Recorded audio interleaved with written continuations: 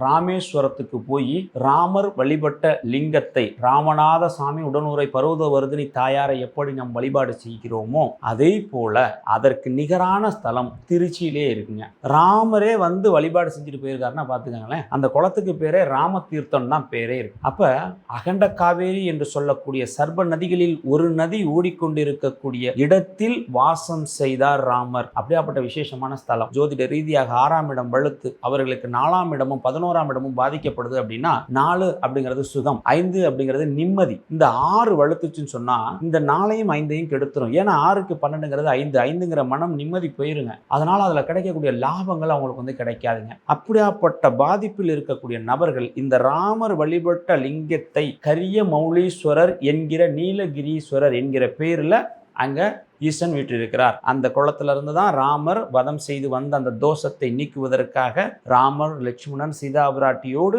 ஆஞ்சநேய பெருமானும் வழிபாடு செய்த ஸ்தலம் அந்த ஸ்தலம். எல்லா பக்கமும் பார்த்தோம்னா துர்க்கை அம்மன் வடக்கு திசையை நோக்கி இருப்பாங்க. ஆனா அந்த கோயில்ல கிழக்கு திசையை நோக்கி இருப்பாங்க. ஏன் அப்படின்னா அகிலாண்டேஸ்வரி ஜலத்தால் செய்யப்பட்ட ஜம்புகேஸ்வரர் சன்னிதானம் நேர் எதிரில் இருக்கும். அப்ப இங்க இருக்கக்கூடிய இந்த விஷ்ணு துர்க்கை நேர் எதிராக அந்த ஜம்புகேஸ்வரை பார்த்தால் போல ஒரு அமைப்பில் அங்கு நின்ற கோலத்தில் இருப்பார்கள். திருமணம் ஆகாதவர்கள் அங்கு போகும்போது அதற்கு சாதகத்தை கொடுக்குது.